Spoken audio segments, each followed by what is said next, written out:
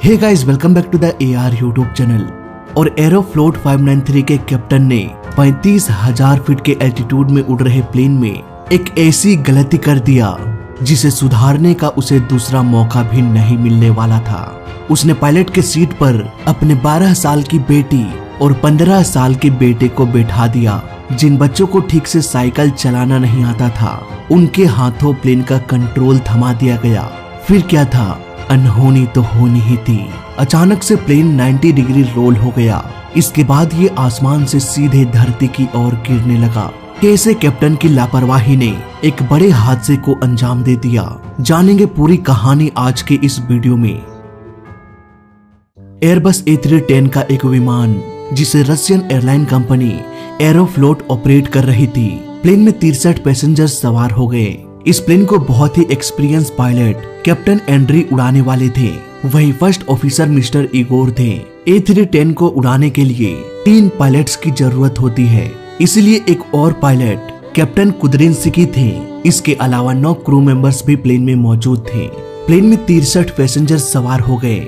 कुद्रिंस्की की 12 वर्षीय बेटी याना और 15 वर्षीय बेटा इल्डर भी प्लेन में मौजूद था। ये सभी हांगकांग छुट्टियां मनाने के लिए जा रहे थे। रात के अंधेरे में ये प्लेन हांगकांग के लिए निकल पड़ा। प्लेन में सब कुछ ठीक चल रहा था, मौसम भी बिल्कुल साफ था। कुछ ही मिनटों में ये प्लेन अपने मैक्सिमम एल्टीट्यूड में जाके मस्त ऑटो पायलट में उड़ रहा था। प्लेन अपनी आधी दूरी तय कर चुका था।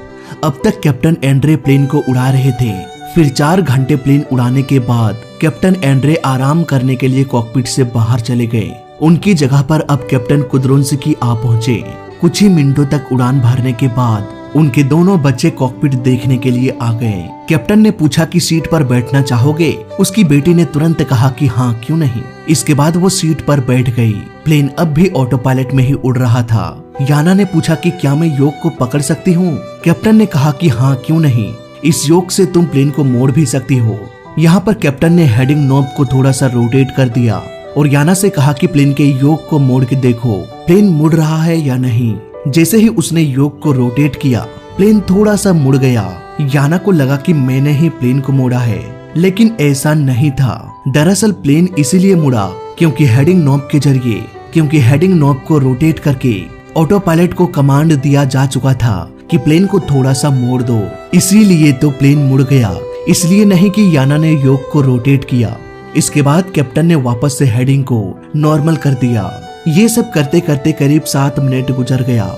याना को नींद आने लगी, इसलिए अब कैप्टन का 15 साल का बेटा कैप्टन के सीट पर बैठ गया। जब उसके बेटे ने योक को रोटेट किया तो वो काफी हार्ड लग रहा था। उसकी बहन याना तो आसानी से योक को रोटेट कर पा रही थी, लेकिन वो ऐसा नहीं कर पा रहा था। वो बच्चा अब जोर लगाने लगा, ये कहते हुए कि पापा ये मूव क्यों नहीं हो रहा।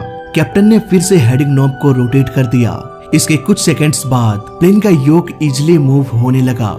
अब कैप्टन ने वापस से हेडिंग नॉब को नॉर्मल करते हुए अपनी बेटी से बात करने में बिजी हो गया। उधर 15 साल के बच्चे ने ये नोटिस किया कि प्लेन धीरे धीरे राइट की ओर मुड़ रहा है। करीब 3 मिनट गुजर चुका था। बच्चे ने अपने पापा से कहा कि ये प्लेन तो अपने आप मुड़ रहा है।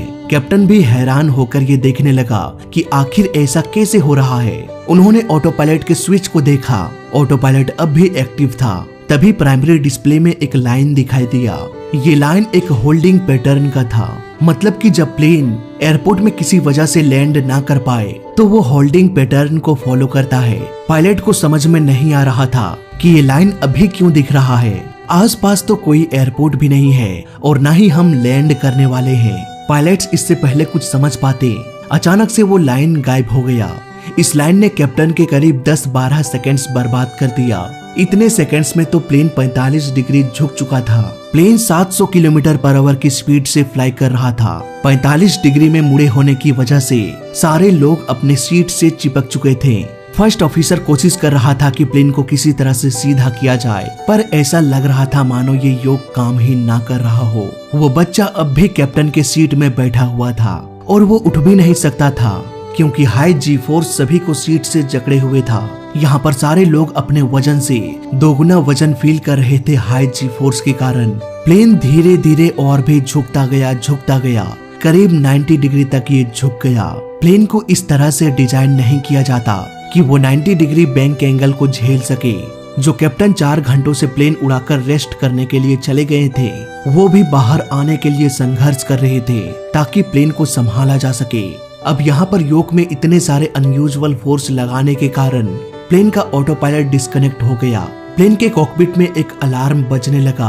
ये alarm high speed stall condition का था। स्टॉल एक ऐसा कंडीशन होता है जब प्लेन को लिफ्ट मिलना बंद हो जाता है। प्लेन ऑलमोस्ट 90 डिग्री के एंगल में धरती की ओर गिरने लगा। एयरबस के प्लेन में एक टेक्नोलॉजी होता है, high angle of attack protection system, जो इस तरह के भयानक स्टॉल कंडीशन को भी संभाल सकता है। लेकिन ये प्रोटेक्शन सिस्टम कंप्यूटर ऑटोमेटिकली करता है। इसके लिए ऑटो पायलट का ऑन होना बहुत जरूरी होता है और ऑटो पायलट तो कुछ ही सेकंड्स पहले डिस्कनेक्ट हो चुका था। अब प्लेन 39,000 फीट पर मिनट के स्पीड से सीधे धरती की ओर गिरने लगा और प्लेन सिर्फ 33,000 फीट के एल्टीट्यूड पर उड़ान भर रहा था। मतलब कि ये प्लेन 1 मिनट से भी कम समय में धरती से टकराने वाला था। फर्स्ट ऑफिसर अब तक बैंक एंगल को कंट्रोल करने की कोशिश कर रहे थे, लेकिन कुछ ही सेकंड्स में उन्हें पता चल गया कि हमारा प्लेन बहुत नीचे आ चुका है। कुछ ही सेकंड्स में ये धरती से टकरा जाएगा। इसलिए उन्होंने सारा जोर लगा दिया और योक को पीछे खींचना शुरू कर दिया। हाई स्पीड से नीचे गिर रहा प्लेन अचानक से ऊपर की ओर उठ गया। यहाँ पर पैसेंजर्स को ऑलमोस्ट 4.7 G फोर्स का सामना करना पड़ा होगा। 4.7 G ये अब तक का सबसे हाईएस्ट रिकॉर्ड था जो किसी कमर्शियल प्लेन के ब्लैक बॉक्स ने रिकॉर्ड किया। तेजी से नीचे गिर रहे प्लेन का नोज अचानक से ऊपर तो हो गया, लेकिन ये जरूरत से अधिक ऊपर हो गया। एयरबस A310 का इंजन इतना पावरफुल नहीं था कि वो वर्टिकली ऊपर की ओर उड़ान भर सके। इसलिए कुछ हजार फीट ऊपर जाने के बाद प्लेन को लिफ्ट मिलना बंद हो गया। ये प्लेन स्टॉल कंडीशन में चला गया। ये एक स्लो स्पीड स्टॉल कंडीशन था। वो बच्चा अब भी कैप्टन के सीट में बैठा हुआ था। प्लेन का स्पीड धीरे धीरे कम होता जा रहा था। यहाँ पर कैप्टन को वक्त मिल गया। उन्होंने चिल्लाते हुए कहा कि सीट से हटो। इसके बाद फाइनली कैप्टन अपने सीट पर बैठ गए। अब क्योंकि ये प्लेन स्टॉल कंडीशन में चला गया था, इस प्लेन को लिफ्ट मिलना बंद हो गया। इसलिए एक बार फिर से प्लेन का नोज धीरे धीरे नीचे होने लगा और कुछ ही सेकंड्स में हुआ एक जोरदार धमाका। करीब 2 घंटे बाद रेस्क्यू टीम पहुंच गई। किसी की भी बचने की कोई भी उम्मीद नजर नहीं आ रही थी। सभी 75 लोगों की जान चली गई। पैसेंजर्स के कपड़ों की पहचान करके डेड बॉडीज को पहचाना जा रहा था। 22 बॉडीज इतने बुरी तरीके से जल चुका था कि उसकी पहचान करना भी मुश्किल हो गया। कैसे एक ब्रांड न्यू आधुनिक टेक्नोलॉजी से लैस विमान क्रैश हो सकता है। इन्वेस्टिगेशन की टीम के साथ साथ सारी दुनिया इस बात से अनजान थी। इन्वेस्टिगेशन की टीम घटनास्थल पर पहुंच गए। उन्होंने देखा कि पायलट के बॉडी के साथ साथ एक बच्चे की भी बॉडी है। इन्वेस्टिगेशन की टीम भी हैरान हो गए कि आखिर ये बच्चा कॉकपिट में क्या कर रहा था। फ्लाइट डाटा रिकॉर्डर ने ये रिकॉर्ड किया। प्लेन का दोनों इंजन ऑन था, यानी कि इंजन फेलियर क्रैश का कारण नहीं था। कॉकपिट वॉइस रिकॉर्डर को सुनने के बाद ये पता चला कि कॉकपिट में 2 बच्चे भी दाखिल हुए थे क्रैश के ठीक कुछ मिनट्स पहले। अब इन्वेस्टिगेशन की टीम भी स्पीचलेस हो चुके थे। आखिर वहाँ हो क्या रहा था। उन दिनों प्लेन के रूल्स इतने स्ट्रिक्ट नहीं थे। कोई भी कॉकपिट में दाखिल हो जाता था, लेकिन सीट पर बैठने का अलाउ नहीं था। हालांकि ऐसा करना उतना बड़ा क्राइम भी नहीं माना जाता था। मतलब कि हाँ भाई चलो, अगर सीट में किसी को बैठा दिया तो कोई बात नहीं, अगली बार से ध्यान देना। इस तरह से इन एक्टिविटीज को हल्के में ले लिया जाता था। अब क्योंकि दोनों बच्चों के पिता खुद एक कैप्टन थे, इसलिए वो बच्चे आसानी से कॉकपिट में एंटर कर गए। लेकिन सवाल तो ये आता है कि क्या सिर्फ कॉकपिट के सीट पर बैठने से प्लेन क्रैश हो सकता है? वेल, ये बात आसानी से हजम नहीं हो रही थी। इन्वेस्टिगेशन की टीम ने पूरे रिकॉर्डिंग को ध्यान से सुना। उन्होंने पाया कि प्लेन में प्रॉब्लम तब शुरू हुआ जब उसके बेटे ने कहा कि प्लेन अपने आप मुड़ रहा है। फ्लाइट डाटा रिकॉर्डर भी यही बयान कर रहा था कि प्रॉब्लम यहीं से शुरू हुआ। कुछ ही महीने बाद पूरा केस सॉल्व हो गया। तो आइए समझते हैं आखिर हुआ क्या था।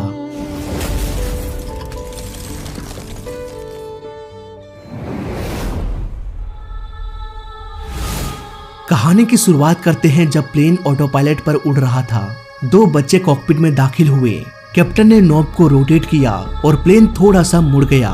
यहाँ पर उसकी बेटी याना को लगा कि मैंने ही प्लेन को मोड़ा है, पर ऐसा नहीं था। हेडिंग नॉब को रोटेट करने से ऑटो पायलट को एक कमांड चला गया कि प्लेन को मोड़ना है और इस ऑटो पायलट ने प्लेन को मोड़ दिया। इसके बाद वापस से कैप्टन ने हेडिंग को नॉर्मल कर दिया। अब उसका बेटा कैप्टन के सीट में बैठ गया, लेकिन वो योक को मूव नहीं कर पा रहा था क्योंकि यहाँ पर प्लेन को ऑटो पायलट उड़ा रहा था। कैप्टन अगर हेडिंग नॉब को फिर से रोटेट करता तभी तो ऑटो पायलट प्लेन को रोटेट करता, लेकिन इस बार कैप्टन ने हेडिंग नॉब को रोटेट नहीं किया था, इसलिए प्लेन सीधे उड़ रहा था। वहीं उसका बेटा योक पर फोर्स लगा रहा था प्लेन को मोड़ने के लिए, जिसकी वजह से प्लेन का एलिरॉन्स ऑटोमेटिक से मैनुअल में चला गया। आइए इसे आसान भाषा में समझते हैं। ऑटो पायलट प्लेन का स्पीड, एल्टीट्यूड और हेडिंग को कंट्रोल कर सकता है। प्लेन में रडर होता है जो साइड मूवमेंट कराता है, एलिवेटर अप डाउन कराता है और एलिरॉन्स प्लेन को मोड़ता है या रोल कराता है। ये तीनों कंट्रोल्स ऑटो पायलट ही करता है। जब कैप्टन के बेटे ने योक पर फोर्स लगाकर मोड़ रहा था तब उसे जाम इसीलिए लग रहा था क्योंकि योक को ऑटो पायलट ही कंट्रोल कर रहा था। मान लेते हैं एक प्लेन में कुछ प्रॉब्लम हो गई, जल्दी से जल्दी उसे राइट डायरेक्शन में मोड़ना है, लेकिन ऑटो पायलट तो प्लेन को उसी डायरेक्शन में उड़ाएगा ना जिस डायरेक्शन में उसे प्रोग्राम किया गया हो। तो क्या पायलट फिर से फ्लाइट कंप्यूटर में हेडिंग को टाइप करेगा ताकि कुछ सेकंड्स बाद प्लेन मुड़ जाए? वेल नहीं, ऐसा करने में बहुत देर हो जाएगी क्योंकि प्लेन की रफ्तार बहुत अधिक होती है। इसीलिए तो ऑटो पायलट में ये भी एडवांटेज होता है कि अगर ऑटो पायलट को कहा गया है कि आप सीधे फ्लाई करें, लेकिन पायलट इमरजेंसी के कारण योक को राइट डायरेक्शन में मोड़ देता है, तब ऑटो पायलट को समझ में आ जाएगा कि कुछ तो गड़बड़ है। इसके बाद फ्लाइट मैनेजमेंट कंप्यूटर उस सिस्टम को बंद कर देगा जो प्लेन को लेफ्ट राइट मोड़ता है ताकि पायलट प्लेन को मैनुअली भी कंट्रोल कर सके। ठीक उसी तरह से अगर पायलट ऑटो पायलट के खिलाफ जाकर प्लेन के नोज को अप डाउन करता है तो प्लेन का कंप्यूटर ऑटो पायलट के उस सिस्टम को बंद कर देगा जो प्लेन के नोज को अप डाउन कराता है ताकि पायलट खुद अपना डिसीजन लेकर प्लेन को कंट्रोल कर सके। फ्लाइट 593 के साथ भी कुछ ऐसा ही हो रहा था। जब उस बच्चे ने लेफ्ट की ओर योक पर ज्यादा फोर्स लगाया तो ऑटो पायलट ने एलिरॉन से खुद को डिस्कनेक्ट कर दिया, यानी कि अब ऑटो पायलट प्लेन को रोल नहीं कर सकता था। यहाँ पर वो बच्चा ही था जो प्लेन को रोल कराकर झुका रहा था, लेकिन प्लेन का रडर और एलिवेटर अब भी ऑटो पायलट ही कंट्रोल कर रहा था। ऑटो पायलट ने ये नोटिस किया कि प्लेन रोल होते हुए नीचे गिर रहा है, इसीलिए ऑटो पायलट ये कोशिश कर रहा था कि वो प्लेन को सीधा कर सके, लेकिन इसके लिए ऑटो पायलट को एलिरॉन्स का यूज करना था जो डिस्कनेक्ट हो चुका था। इसलिए वो सिर्फ रडर और एलिवेटर का इस्तेमाल करके प्लेन को बैलेंस करने की कोशिश कर रहा था और इसी चक्कर में प्लेन और भी झुकता गया करीब 90 डिग्री तक। यहाँ पर ऐसा भी नहीं है कि फर्स्ट ऑफिसर ने कोशिश नहीं किया। फर्स्ट ऑफिसर योक को लेफ्ट की ओर मोड़ रहा था ताकि प्लेन के राइट डायरेक्शन में झुकाव को कम किया जा सके, लेकिन दूसरी तरफ कैप्टन के सीट में बैठा वो बच्चा प्लेन के योक को सीधा करने की कोशिश कर रहा था क्योंकि पीछे से उसका पिता यानी कि कैप्टन अपने बेटे को रोटेशन होल्ड करने के लिए कह रहा था और वो 15 साल का बच्चा ये समझ ही नहीं पाया कि होल्ड करना यानी कि प्लेन को झुकाव को रोकना। इसके लिए उस बच्चे को योक को लेफ्ट की ओर मोड़ना चाहिए था। प्लेन का दोनों योक एक दूसरे से कनेक्टेड होता है। अगर एक को लेफ्ट की ओर मोड़ा जाए तो दूसरा भी ऑटोमेटिकली लेफ्ट की ओर मुड़ जाएगा, लेकिन अगर दोनों योक को एक ही डायरेक्शन में ना मोड़ा जाए तो प्लेन का कंप्यूटर भी कंफ्यूज हो जाएगा कि कैप्टन इधर जाना चाहता है और को पायलट उधर। दोनों की केमिस्ट्री मिल नहीं रही है। ऐसे कंडीशन में प्लेन का योक ठीक से काम करना बंद कर देगा। फ्लाइट 593 के साथ भी कुछ ऐसा ही हुआ। इस हादसे को शुरुआत में ही रोका जा सकता था जब प्राइमरी डिस्प्ले में एक लाइन दिखाई दिया। जब पायलट ऑटो पायलट के खिलाफ प्लेन को मोड़ने की कोशिश करता है तब कंप्यूटर एक फॉल्स रास्ता दिखाने लगता है। दरअसल यहाँ पर वो बताने की कोशिश करता है कि अगर आपको मुड़ना है तो आप इस रास्ते से मुड़ सकते हैं। यहीं पर पायलट्स को समझ जाना चाहिए था कि ये प्राइमरी डिस्प्ले में लाइन बस इसीलिए दिखा रहा है क्योंकि ऑटो पायलट का कुछ हिस्सा डिस्कनेक्ट हो चुका है। अब क्योंकि यहाँ पर फुल्ली ऑटो पायलट डिस्कनेक्ट नहीं हुआ था इसलिए कोई अलार्म भी नहीं बजा। मे भी इसीलिए पायलट को इस बात पर यकीन हो गया कि प्लेन तो ऑटो पायलट में ही है, जबकि वो एलिरॉन से डिस्कनेक्ट हो चुका था। यहाँ पर बैक टू बैक बहुत सारी गलतियां हुई और ये सारी गलतियां मिलकर एक बहुत बड़े हादसे को अंजाम दे दिया। तो फिलहाल इस वीडियो में अभी तक के लिए बस इतना ही। मैं मिलता हूँ आपसे अगले वीडियो में, तब तक के लिए देखते रहिए और सीखते रहिए। जय हिंद, वंदे मातरम।